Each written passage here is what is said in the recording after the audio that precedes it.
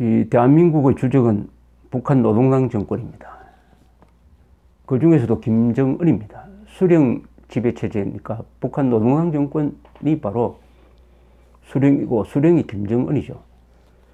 김정은을 제거하고 한반도를 진정한 민주공화국으로 만들어야 될 임무를 한국 국민들은 헌법으로부터 부여받았습니다. 다행히 세계가 그 김정은이가 핵무장을 하면서 주변 국가를 위협하는 걸 보고 세계가 일치단결해가지고 지금 가혹한 경제 제재를 이제 본격적으로 가동하기 시작하면서 북한 노동당 정권이 겁을 먹기 시작했다는 징조가 나타나고 있습니다. 물가가 오르고 가스값이 오르고 기름값이 오르고 달러가 제대로 들어오지 않고 이런 상황이 지난 2달쯤 계속되니까 북한 정권의 대외적 성명이나 태도가 상당히 부드러워졌습니다. 미사일 발사도 하지 않고 있습니다. 이게 제재의 시작 초입입니다. 초입에서 이 정도 효과를 본다면은 이게 계속되면은 북한 노동당 정권이 무너지든지 김정은이 제거되는 방식은 암살, 쿠데타 또는 북한 노동당의 결의에 의해서 제거되는 그럴 가능성도 같이 높아지고 있습니다. 김정은의 법적 위치는 첫째, 6.25 남침전쟁을 일으킨 전범입니다. 전범. 물론 김일성이가 일으켰지만 김일성, 김정일, 김정은으로 이어지는 그 책임은 상속된다고 봐야 됩니다. 두 번째, 테러리스트입니다.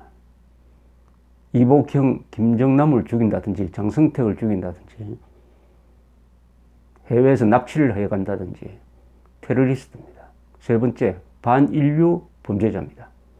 반인류, crime against the humanity. 반인도적 범죄자입니다. 반인도적 범죄자에 대해서는 국제적인 응징을 할 수 있게 되어 있습니다. 그런 절차가 이미 시작되었습니다. 2014년 12월에 유엔 총회가 북한에 대한 인권 보고서를 수용해가지고 대북 인권 결의를 했습니다. 그리고 유엔 안보리에다가 김정은이를 국제형사재판소 ICC 네덜란드에 있습니다.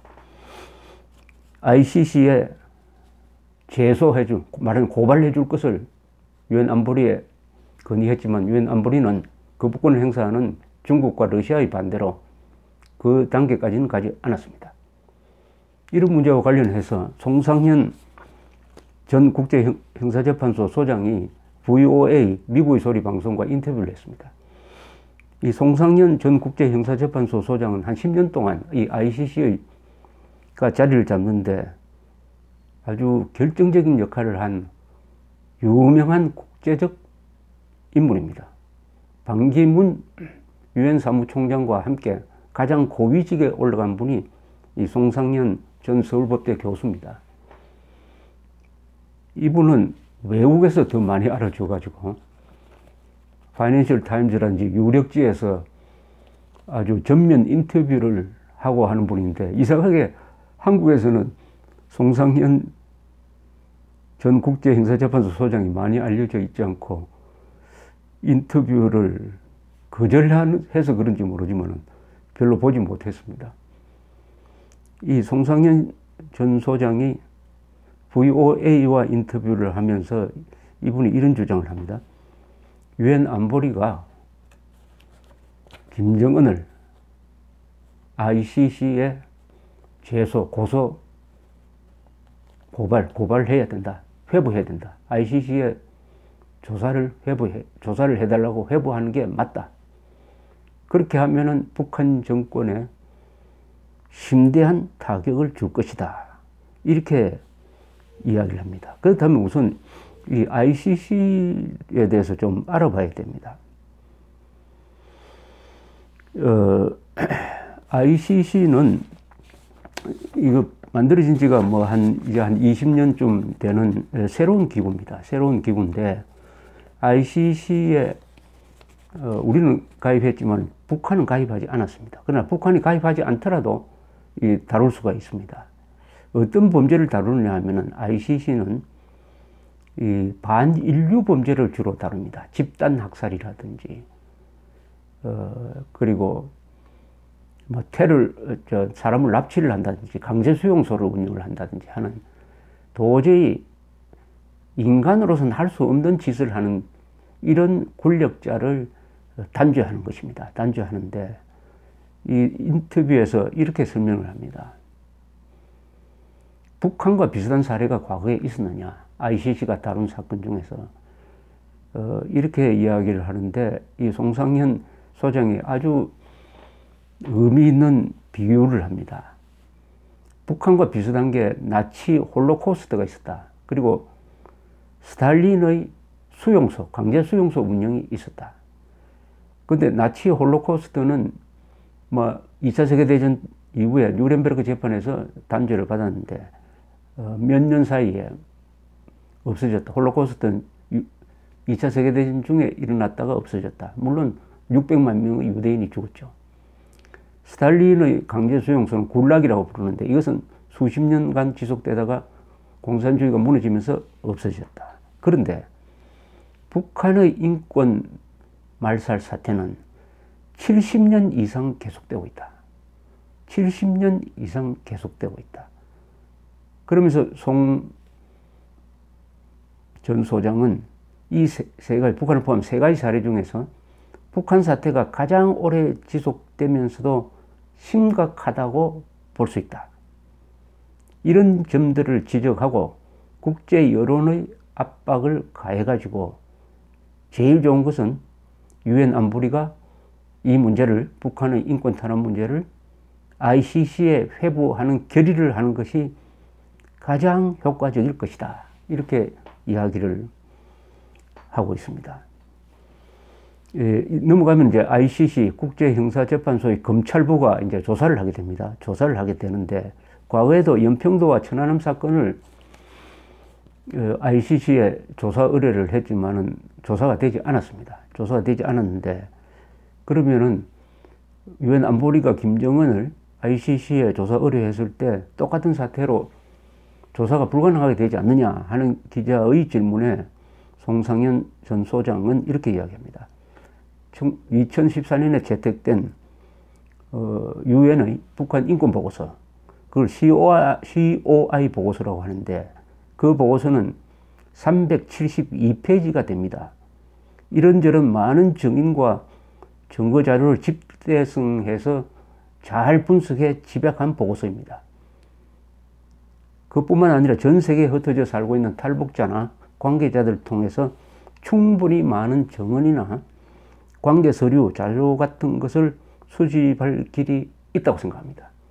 즉, ICC로 넘어오면 그 다음에 이건 법적 절차가 들어가니까 법적 절차에서 제일 중요한 것은 증거 수집인 것입니다. 그러나 이제는 북한에 들어가지 않아도, 북한이 거부해도 이미 370페이지짜리 보고서가 나와 있고 탈북자가 있으니까 김정은을 기소할 수 있는 자료는 충분하다. 이렇게 이야기를 합니다. 그렇게 되면은 김정은한테 ICC가 체포영장을 발부할 수 있는 것입니다. 이 VOA 기자가 수단 오마르 알 바시르에게 전쟁 범죄 및 대량 학살 혐의로 ICC가 체포영장을 발부했으나 체포에 응하지 않고 있으니 구속력이 없는 거 아닙니까? 이렇게 물으니까 송상현 소장은 그렇지 않다고 이렇게 얘기를 합니다. 2005년에 바시르 대통령에 대한 구속영장을 발부를 했는데 지금 물론 10년이 넘어도 집행되지 않고 있습니다. 그러나 이 바시르라는 사람은 마음대로 외국에 나갈 수가 없습니다. 외국에 나면 그 나라가 체포를 해가지고 이 ICC가 있는 네덜란드로 데리고 와야 되는 것입니다. 그런 의무가 생기는 것입니다. 이 ICC에 가입한 나라는. 송상현 소장은 이렇게 이야기합니다. ICC에서 발부한 구속영장은 시효가 없습니다. 10년 후가 되든 20년 후가 되든 50년 후가 되든 알바시르 대통령은 아마 잠잘 때 잠을 편안히 자지 못하게 될 것입니다. 아무 때나 자기 머리 위에 구속영장이 댕글댕글 달려있기 때문에 하야를 하든 권좌에 남아있건 어느 날이건 붙들려 올 날이 있거든요. 구속영장이 항상 효력이 있습니다. 저희는 집행이 빨리 안 되는 것을 안타까워하지 않습니다. 이게 김정은한테 적용될 수 있다는 겁니다. 그러면 만약에 김정은에게도 똑같은 영장이 발부된다면 김정은도 불안해질 것이란 말씀입니까? 이렇게 물으니까 송상현 소장은 그렇습니다. 회원국 어느 나라에도 여행을 갈 수가 없습니다. 가면 붙들려서 ICC가 있는 네덜란드 헤이그로 신병 인도가 될 것이니까 못 가죠. 바시르도 그래서 회원국이 아닌 나라만 잠깐 가거나 아예 가지 않고 있습니다. 행동이 많이 제약이 되고 불안해집니다. 송상현 소장은 또 이렇게 이야기를 합니다. 최근의 유엔 안보리 대북 제재 결의에서 김정은을 타겟으로 해가지고 여러 가지 제재를 가하는 초안이 돌다가 나중에 합의 과정에서 그게 빠졌습니다. 김정은 이름을 빼버렸습니다. 그걸 굉장히 아쉽게 생각을 하고 있습니다. 뭐냐, 김정은이란 이름이 들어간 대북 제재 결의안이 있었어야 한다. 왜냐, 그것이 북한의 권력층에 우리로서는 좋은 신호를 하나 보낸다. 그건 뭐냐, 이 김정은이가 세계의 질서를 관리하는 유엔 안보리로부터 이름이 특정돼 가지고 찍혀서 제재의 대상이 된다라는 사실이 알려지면은 북한 정권 내부도 동요하게 될 것이다. 그것이 큰 충격이 될 것이다. 그러니까 김정은의 이름을 뺀 것은 매우 아쉽다. 이렇게 이야기하고 있습니다. 제재 대상에 이름이 들어가는 정도가 아니라 김정은을 ICC에 정식으로 유엔 안보리로 딱 제소를 해버리면은 김정은은 우선 중국에 갈 수도 없습니다. 남북 무슨 회담을 한다고 해가지고 서울에 올 수도 없어요. 우리가 체포를 해야 될 의무가 생깁니다. 북한에만 있어야 됩니다. 그야말로 골목대장으로 격화가 되고 그 순간부터 북한 내부에서도 김정은은 언제는 갈 사람이다.